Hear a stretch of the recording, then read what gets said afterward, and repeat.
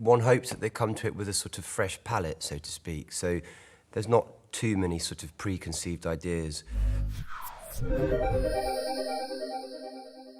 No, they're bonkers, aren't they? They are bonkers. They're absolutely mad, the Targaryens. They're a right old bunch. And emotional. They're so emotional. Yeah. And they can't talk to each other. They're quite a cross family, deep down. They are. I think they need a great deal of therapy. They frankly. do. They do. Group therapy. Yeah. Yeah. Family therapy. Family therapy.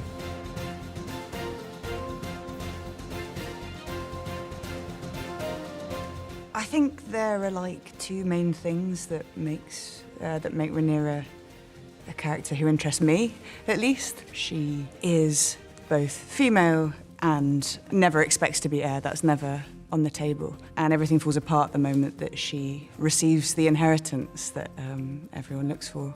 And the other thing is she's someone who I think is at odds with her gender as a result of the position she finds herself in. Yeah, I suppose I'm interested in like all gender questions. So yeah, you have someone whose womanhood is at odds with the role that they've been awarded. I think they can find out what they want to find out on the internet about Daemon Targaryen. It's there for all to see, and it's just my take on it, really.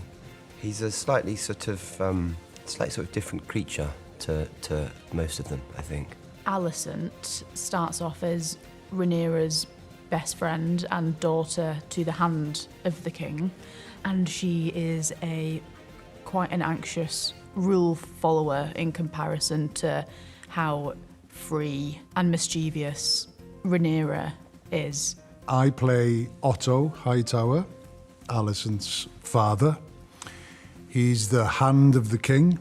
He's an astute, high-functioning political creature, but he struggles with some of the decisions he is forced to make.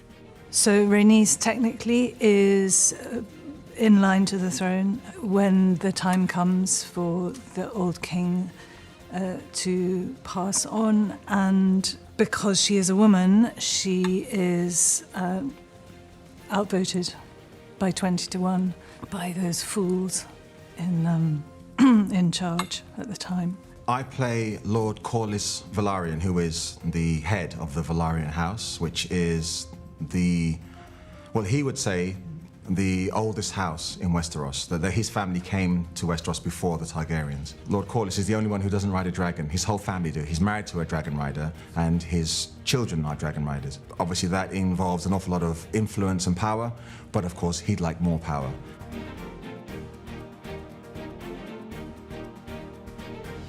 Game of Thrones, the world was so big, and you were outside of King's Landing and outside of the sort of central focus of the main family a lot, whereas this is a bit more sort of insular, I think, and there are more dragons in it, for one thing. I mean, I think one of the things that maybe feels different in a delicious way is that a lot of this series is quite domestic, almost kitchen sinky in places, in that it's sort of largely about interrelationships and really complex families. Ultimately, the core of both of these shows is the pursuit of power. I think the difference with this show is that it's slightly more intimate. Politics and politicking play a greater role, I think, in this. Here we are only at the start. It feels like this is really intense and more focusing with this one crazy family. It's about dragons. Well, there's lots of dragons in it.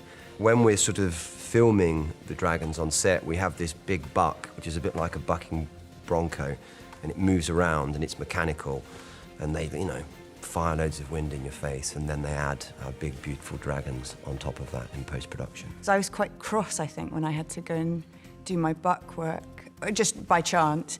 And just because you were that morning I just cross? Was, yeah, and Oh, I didn't fancy it maybe, and then it turns out it's sort of irresistible. It's like going to IKEA and having to try the taps in the kitchens. Yeah. It's really windy as well. The wind's quite exciting, isn't it? It is. It's like when you stick your head out of the car and you can't catch your breath. Yes. Giddy making. Rhaenys' dragon is called Meleys, and they are very, very close. Almost like Meleys is a part of Rhaenys, and Rhaenys is a part of Meleys. They're very, very attached. I think kind of Damon and Craxes are sort of one entity, really. They're one spirits, they're sort of avatars of one another. They're both just grumpy and moody. So I do think there's a kind of weird, symbiotic, sort of molecular thing that goes on. Oh my God, the wigs!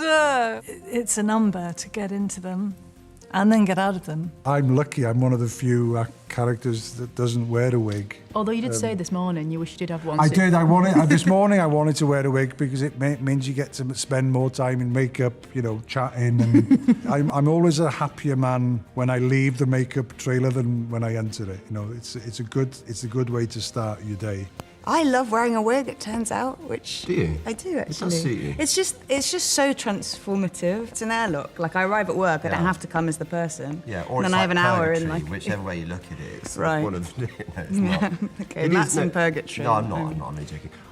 I'm in a I know what crucible you of mean, though. transformation. Yes, and I'm in purgatory. No, but it sort of does a lot of the work for you, doesn't it? It does, it changes... It's like a mask. It does, yeah, right. Yeah. It changes sort of everything. It does, yeah.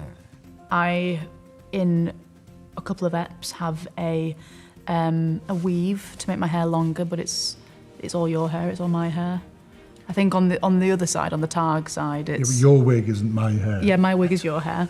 And then you've got all the, the battle scenes and where the wigs get destroyed from all the blood and the gunk that's being flown around, and, you can just see the despair from the hair and makeup team.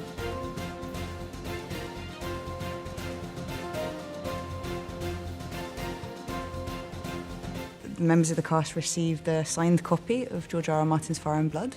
I read a bit. I did. I did. What we did was, well, what I did anyway, was skim to the parts of the book, because it's a huge book. And I started to skim that, and then I thought, actually, no, if it's not in the script, it's not there. I don't need it.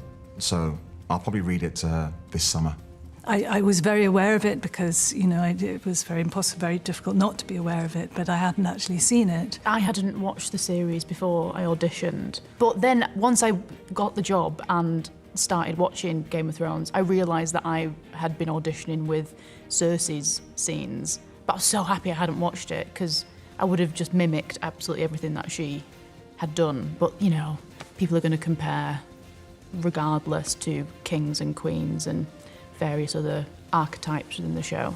My method has been to not think about it, and I've got very good at repression. It's been such a healthy shoot, hasn't it?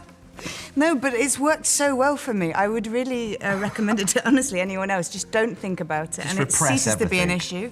Yeah. No, I am aware that at some point it's going to come up, but for Nothing now... we can do, though. No. Nothing we can do, and that show was its own entity. It was a cultural phenomenon in many ways, and it was its own independent thing, and this is a new independent thing. And it's a different story with different actors, with sort of different people making it, with the same ambitions, but it will be different.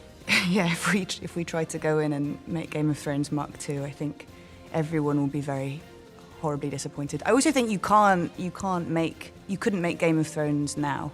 I think we're in a different climate, it's a different time. Based on the bit that I've read from that book, I think what Ryan and Miguel have done, and all the writers and so forth, is they've created a credible tale from beginning to end that is consistent.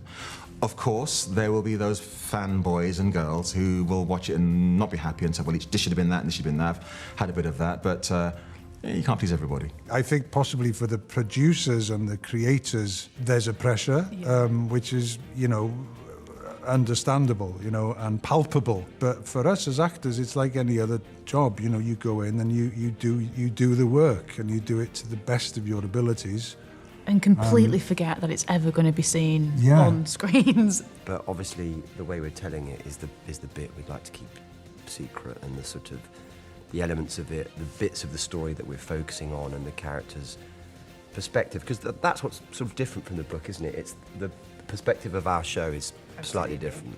I mean, there's a really lovely thing, right, in terms of any relationship between this show and Game of Thrones in the future is, I think, some of the kind of historic events that we hear about in Thrones, maybe a record gets set straight in House of the Dragon.